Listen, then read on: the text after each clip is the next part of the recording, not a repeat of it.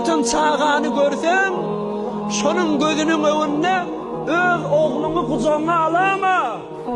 Öz oğlunu öpüp okşama. Öz oğlun kellesinden sifalap, onu diyene hay bağlam, hay canam deyip onu kovuran bulama. Ki ol yetim diyeni, İnenin mehabbetinin çağasını görende, vay şu mehabbetten menneni derik oldum, şu mehabbetten mehrum oldum o deyip, inesi ve atasının yadına düşüp yüreğinden ağır çağmasın. Ki şol ağı veren arş titriye.